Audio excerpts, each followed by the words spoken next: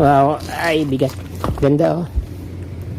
Parang gusto ko tong i-take home. Dalawang ilog to ka from day, magkasanga siya. Kung malapit lang ito sa kubo ko, talagang kukuha rin ako ng mga bato dito. Kasi ang gaganda oh. Certified from D. Ay, certified. Halos lahat ng mga ano dito, mga barangay, nagga-gardening sila katulad nito, bagong tanim lang dito sa barangay Himagtukon. So napakaraming tea plant na itinanim dito sa gilid ng kalsada.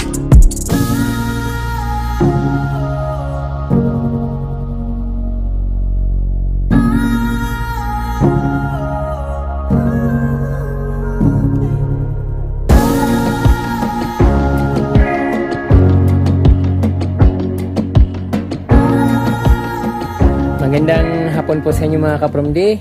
Alam niyo po ba na ang Lagunoy ay halos kabundukan, napapaligiran siya ng mga bundok. Halos I think mga 10% lang yung nasa sentro or kapatagan dito sa Lagunoy. Mostly kabundukan. Dahil malalaking bundok dito kapromde sa Lagunoy ay natural maraming ilog, malalaking ilog saka mga falls. So ngayon dito kapromde, dahil nandito lang naman ako sa baba sa kapatagan, so ipapakita ko sa inyo yung napakagandang ilog dito na mala dagat na yung dating. So ayun, kahit na maligo ka, maglaba ka, so okay lang. At syempre paminsan-minsan mag nature trip naman tayo, hindi yung paulit-ulit na nakikita natin sa mga syudad, mga nag-uusukan ng mga sasakyan, nagtataasan ng mga gusali sa cities like Manila, sa mga sentro. So dito kapromde, ang makikita natin ay nature, mga bundok, ilog, magagandang, basta something amazing. Tara kapromde at ipapasyal ko kayo dito sa napakaganda namin na lugar dito sa barangay Himagtukon, Lagunoy, Camarines Sur. Tara kapromde, pasyalan natin yung napakagandang ilog dito sa Himagtukon. So talagang nakaka-miss yung lugar dito. Para ka na rin nasa gilid ng dagat or white sand beach.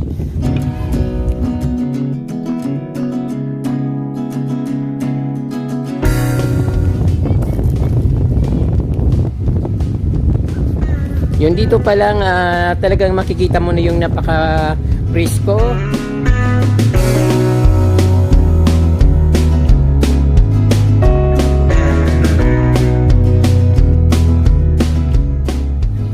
Ayun, dito pa lang parang dagat na siya. Kahit na ilog lang ito, pero mafe-feel mo yung simoy ng dagat.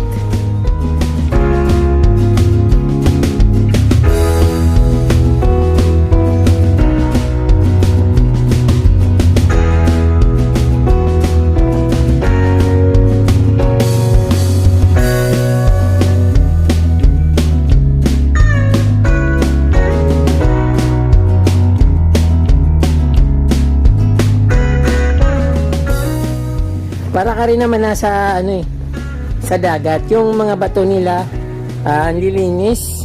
Kung malapit lang ito sa kubo ko, talagang kukuha rin ako ng mga bato dito kasi ang gaganda oh.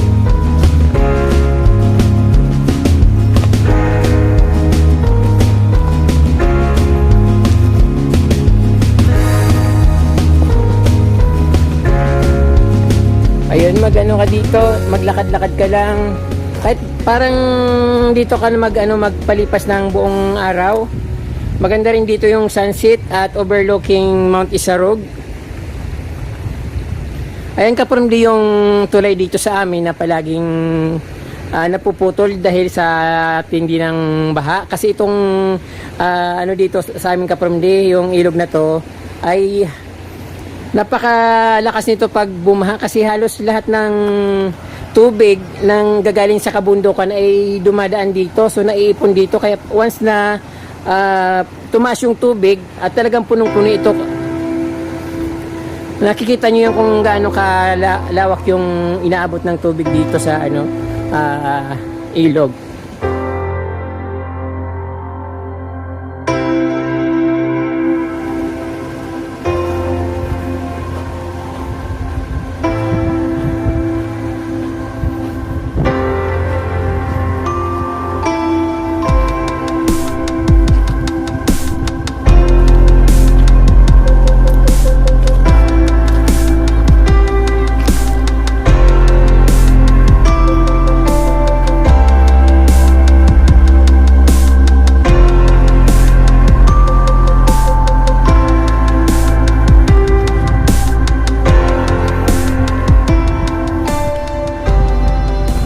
Wala akong nakikitang puting bato. Mostly yung mga bato dito Kapromdi, yung parang magagaan lang siya. Hindi katulad nung mga bato na solid. Parang ano siya, parang pag giniling mo, madali siyang madurog. Pero matigas din naman siya. Hindi ko alam kung ganyan yung buhay na bato. Pero magandang klaseng mga bato na ito. Katulad nito. Wow, ay bigat. Ganda oh. Parang gusto ko tong i-take home. Parang ganda. Ganyan mga gusto ko eh. Din ito, maganda rin itong anuhan ng halaman, patungan ng paso. Pero masyadong malaki. Hindi ko nga kayang buhatin. Ganda.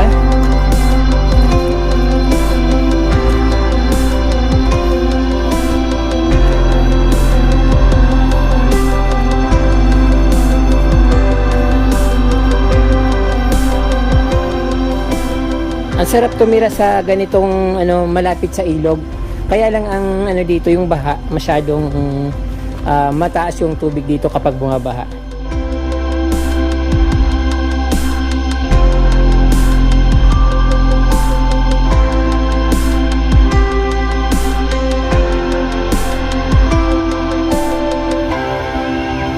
Malinaw din ang tubig dito Kapromdi.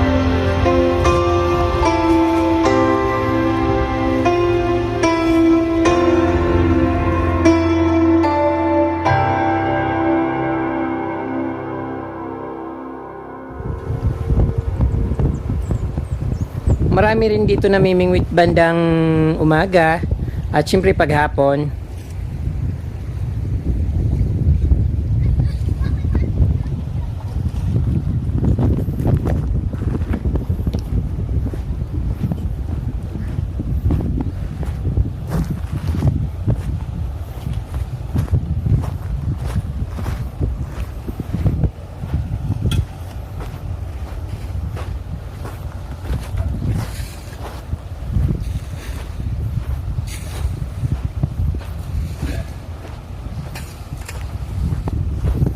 Dalawang ilog to Kapromdi, magkasanga siya.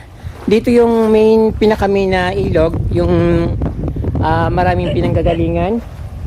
Nanggagaling sa Guwa, sa paanan ng Mount Isarog.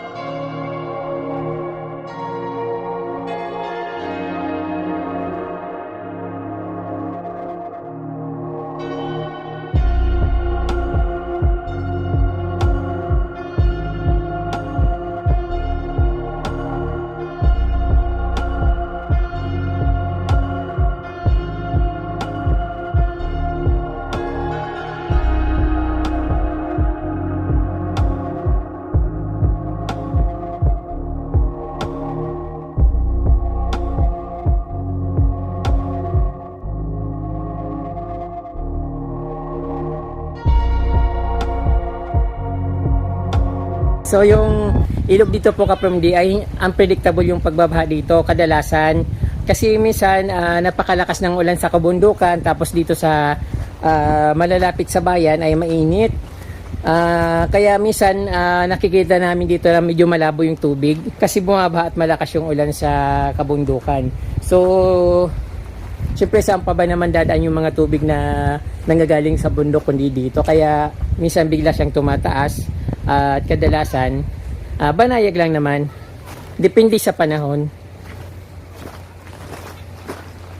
Para din ako nasa dagat, para din ako naka-travel sa isang beach. At ayun, napakagandang tanawin dito.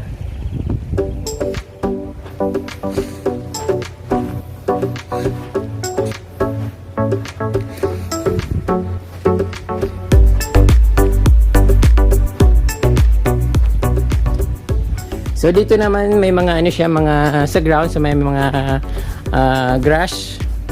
Maganda rin naman yung dito, yung views.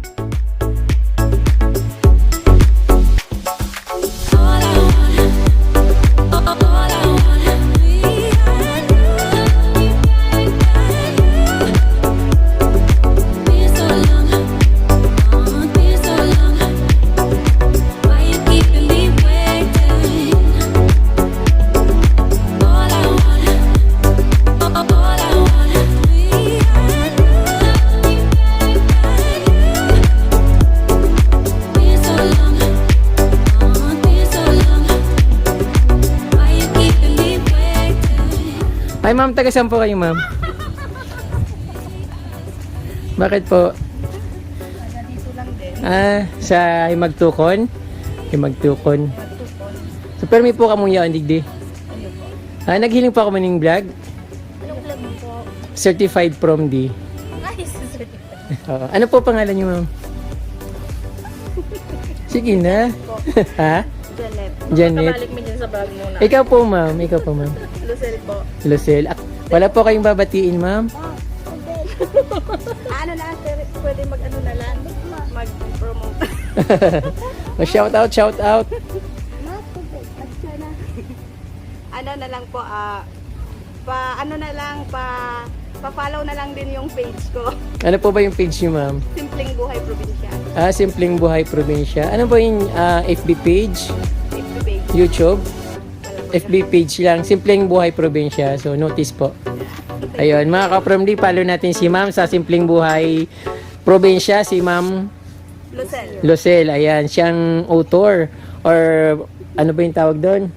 Host ng Simpleng Buhay Probinsya, si Ma'am Lucel of Himagtukon, Laguna, Camarines Sur. So, ang dami palang vlogger dito ka-From D, hindi lang ang pala ako. Mga plantito, ang dami dito. Thank you, ma'am. Okay po.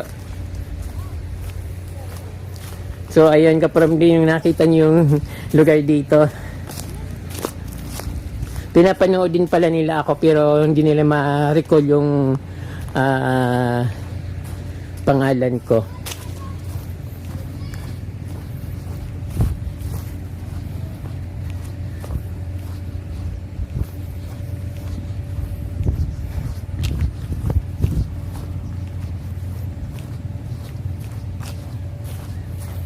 So papunta na tayo dun sa pinanggalingan ko. So ayun ka-From D, ito yung pinsala ng mga baha na nagdaan dito sa amin noong December until hanggang January. Ito yung mga nasira, nagiba. Sobrang lawak nung nakaladkad na lupa. Kaya yung bato, yung mga bato sa ilalim ng lupa, natambak dun sa may gilid ng tulay sa yung una kong pinakita. So naging maganda naman ang dating niya. Kahit na medyo maraming nasira na lupa or nakaladkad.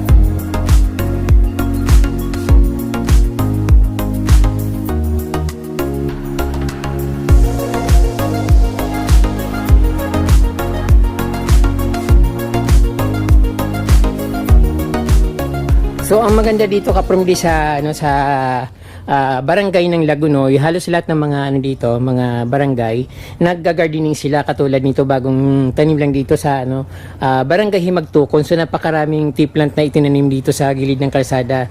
So expected natin na within 3 months, so gaganda na siya ng gaganda at hanggang sa ma-reach niya yung pinakamagandang blooming or magbo-bloom siya ng tudong-tudo, lalong-lalo na ngayong summer.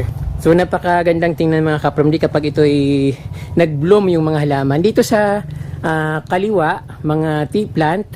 Sa kabila naman, mga croutons. Iba't ibang variety ng croutons. Ayun, napakalawak or napakahaba ng kanilang tinaniman.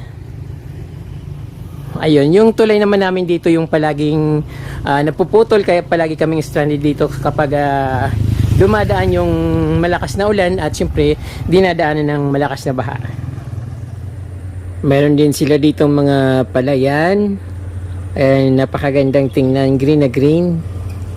Mga niyog, banana plantation, saka coconut plantation. Ayan, Himagtukon, Laguna, Camarines Sur. Marami din silang mga bamboo dito, yung mga ginagamit sa paggawa ng kubo. Siya nga pala kaprom di, yung baha pala umabot din dito sa lugar na ito. Kaya minsan kapag sobrang lakas ng ulan, yung mga ano dito, yung palayan na yan, punong-puno ng bato yan. Hindi ko lang alam kung paano nila na pagtsatsagaan na tanggalin yung mga bato. Kasi pag katulad nung mga nakaraang pagbaha dito, pag dumadaan kami, yung baha ay yung mga bato na nadadala ng mga tubig, napupunta rin dito sa ano na to, palayan.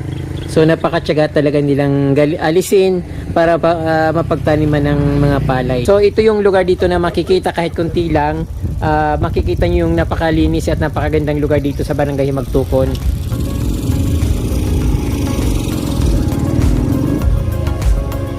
So ayun, namumuti na yung bukid at kailangan ko nang umiska po dahil abutan ako ng malakas na ulan. Ayan, kitang-kita dito. So ayun kapormdi. At ito yung Barangay Himagtukon dito sa bayan ng Laguna, Camarines Sur.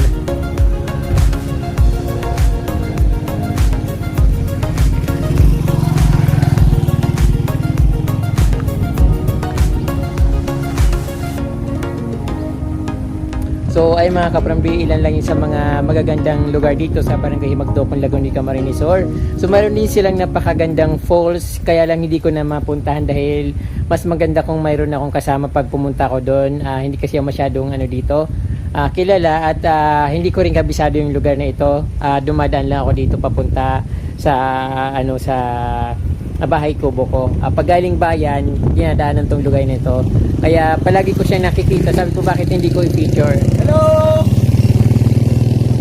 So, ayan mga kapromdi, maraming pong salamat sa inyong panunood at huwag niyo pong kalimutan mag-subscribe at pindutin po yung notification bell para updated po kayo sa aking mga bagong post na videos. Ayan po, maraming pong salamat at Diyos mabalos.